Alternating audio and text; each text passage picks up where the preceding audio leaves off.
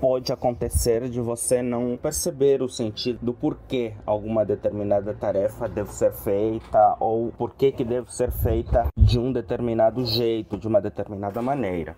E eu vou te explicar então o que está por detrás de tudo isso. O nosso trabalho tem como carro-chefe, como atividade mais importante, como um critério mais importante, o conteúdo. Conteúdo principalmente escrito, que é a base de todos os outros tipos de conteúdo. Só para você ter uma ideia, a partir do conteúdo escrito, eu posso fazer mais de 30 formatos de conteúdos diferentes para atender a demandas, a necessidades, a mecanismos, a canais diferentes, tá certo? E cada um deles tem um objetivo específico, que se eu for te explicar cada um deles, pode precisar de mais de 1 hora de explicação para cada um deles.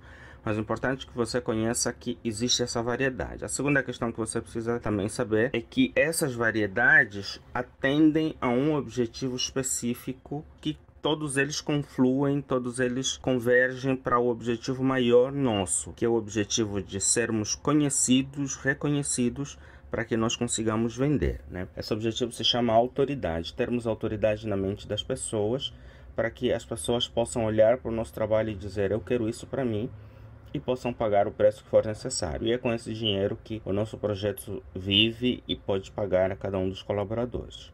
Vou usar um exemplo, uma metáfora na vida real, para você poder entender. Por exemplo, quando alguém está trabalhando no escritório ou numa agência para vender passagens para um avião, naquela altura a pessoa só percebe a passagem sendo comprada. O cliente, por exemplo, quando chegar e disserem para ele que este avião está cheio, não dá para vender mais uma passagem, ele pode ficar irritado, pode espernear, pode fazer o que quiser, porque para ele só entende que ele tem o direito àquela passagem. Mas o fato de fechar a venda de passagem significa preservar a estabilidade do voo e preservar a vida de mais de 100 passageiros que vão estar sentados naquele voo. Que se vender mais uma passagem, desestabiliza todo esse processo. Esse é um exemplo. Outro exemplo é quando você recebe aquela listinha de regras daquilo que pode e não pode fazer, e uma das listinhas diz: não pode ligar o seu aparelho celular na altura de decolagem do voo. A pessoa diz: mas que frescura, por que que não? Se eu for explicar, existem uma série de aspectos ligados ao magnetismo, a questões magnéticas, que ao ligar o celular pode interferir na cabine, e quando interferir na cabine, isso pode provocar a queda do avião e matar mais de 100 pessoas. Então parece ser uma coisa pequena, simples de desligar o celular, mas tem a ver com aspectos muito complexos que têm a ver com a preservação da vida, inclusive da pessoa, que pode ficar chateada quando mandarem desligar o celular. Um outro exemplo é quando, vamos supor que a pessoa trabalhe na limpeza do avião. Tem aquele painel com um monte de botões. Se eu for a pessoa que estou limpando, eu não entendo nada daqueles botões.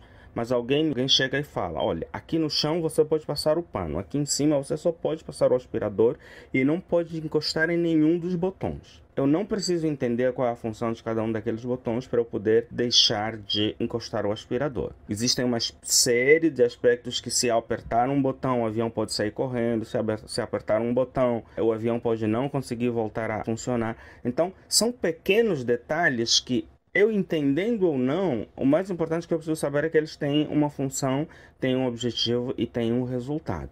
Poderia citar vários exemplos, mas é só para dizer que vai acontecer outras vezes em que você talvez não entenda o motivo, a motivação e o objetivo, mas existe um objetivo por detrás, e se ele não for cumprido, toda a estrutura, toda a engenharia de informação, que é isso que é o nosso trabalho, pode ser prejudicada e os nossos objetivos podem não ser alcançados.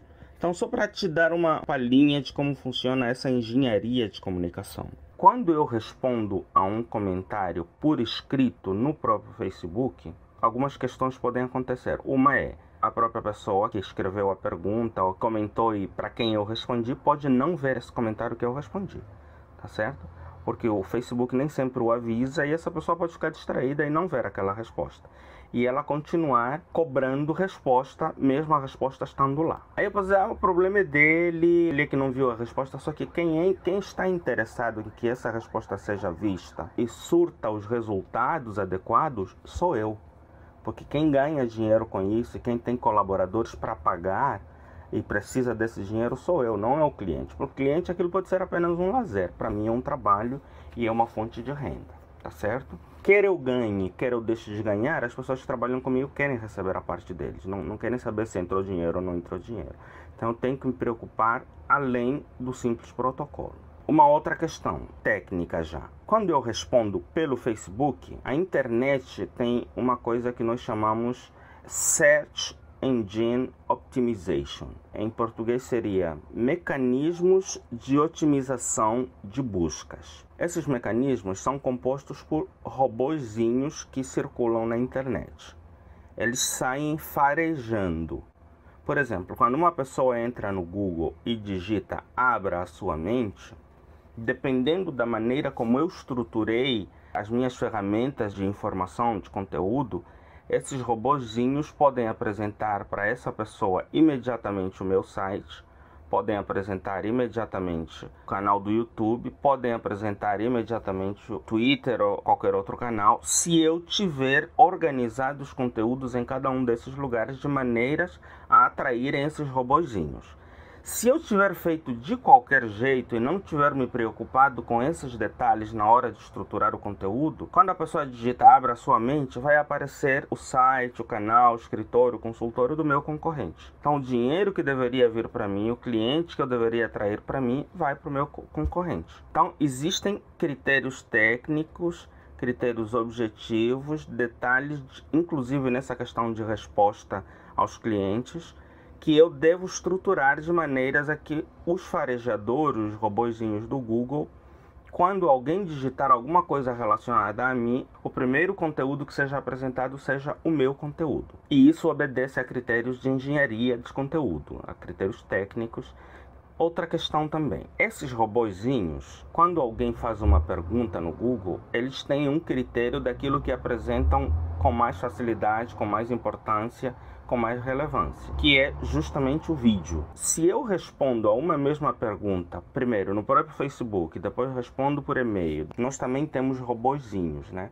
Você vai ver alguns e-mails meus onde eu vou ensinar vocês o valor disso. Nós também temos robozinhos que apresentam essas informações. Então algumas respostas nós também damos através de robozinhos que vão até onde a pessoa está e dizer: olha, você perguntou isso, a sua resposta está aqui. Que é mais fácil a pessoa ser estimulada a olhar a resposta dessa maneira do que a gente esperar que ele vá até o Facebook e leia. Então eu tenho a resposta via Facebook, tenho a resposta via robozinho e tenho a resposta através do Facebook como artigo, não como comentário, mas como artigo. Tem a resposta no Twitter, tem a resposta em blog ou site e tem a resposta então em vídeo, que é a resposta mais poderosa, é aquela que se dá mais valor. Por quê?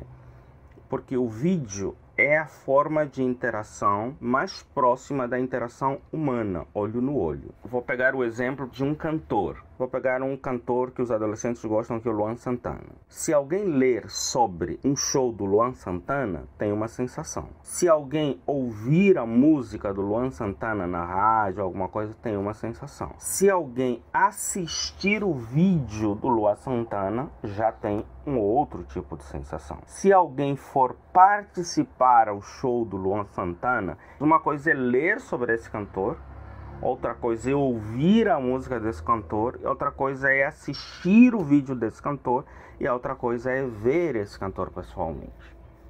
Então, o nível de arrepiado, de compreensão, de fixação àquilo que está sendo falado é bem diferente do quando você lê, de quando você ouve, de quando você assiste no vídeo e quando você vê presencialmente. Como ver presencialmente tem um custo, envolve viagem, locação, palco, equipamentos técnicos, é muito mais caro.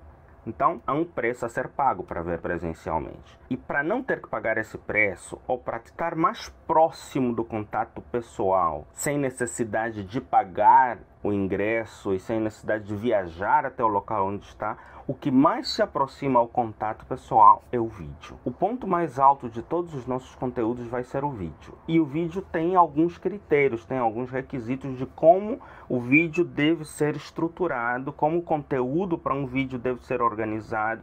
Existe um roteiro, existe um script, existe a questão de cenas, de bastidores, de como deve ser o cenário, como deve ser montado. Existe a tonalidade da voz, existe iluminação, existe uma série de detalhes que também não são baratos, mas ainda acabam sendo mais baratos do que a apresentação ao vivo. Desde o momento em que você vai escrever, estruturar o conteúdo da resposta, nesse caso específico das respostas aos comentários do Facebook, eu, como engenheiro, como arquiteto de todo esse processo, preciso prever cada um desses detalhes, que não necessariamente você vai conseguir entendê-los. Eu vou, por exemplo, pensar que para essa palavra que ela está transcrevendo, vai precisar acender uma lâmpada verde para que produza o efeito X na hora em que eu estiver falando sobre esse assunto, e para que a pessoa que está assistindo o vídeo sejam despertadas neles as seguintes sensações: alegria, tristeza, raiva, ou compreensão, ou atenção. Além disso, precisa tocar a música de fundo X para que a pessoa não se distraia e preste atenção no que estou falando. Ou precisa tocar a música de fundo X para que o efeito emocional produzido na pessoa seja Y. Então, na altura em que você está transcrevendo, na altura em que você está respondendo ao comentário, na altura em que você está escrevendo na coluna 1, 2 ou 3, eu já preciso prever todos esses detalhes. Além disso, eu preciso prever que, olha, a câmera vai ter que estar no ângulo X, Y ou Z, a pessoa que está colocando a câmera vai ter que apertar o botão vermelho, azul ou amarelo, e a altura do pedestal da câmera vai ter que ser a X centímetros do solo. Todos esses detalhes eu preciso prever. Preciso prever, por exemplo, que essa letra, para que produza o efeito melhor no slide, vai ter que estar escrita em azul, e o fundo do slide vai ter que ser branco, amarelo ou cinzento. Então são vários detalhes de engenharia de informação que, se eu for te passar todos eles, você fica perdida. Então eu passo um roteiro daquilo que você precisa fazer para que você consiga focar naquilo, e outras pessoas de outras áreas do projeto, como a pessoa que vai fazer o slide, a pessoa que vai fazer a edição de vídeo, que são os videomakers, a pessoa que vai fazer o roteiro, que são os gestores de conteúdos, copywriters, cada um deles vai receber uma instrução específica. Se você tentar entender tudo, vai dar tchutchu na sua mente, né? Então é só para te dizer que vai surgir outras vezes em que você não vai entender necessariamente por que alguma determinada situação precisa ser executada, mas acredite, todas elas têm uma motivação clara, objetiva e com um resultado específico que vai resultar, inclusive, num pagamento mais adequado para você. É importante você ter essa noção agora, para que ao longo do caminho, quando forem surgindo outros questionamentos, você consiga responder a você mesma com base nesses dados que eu acabei de te passar.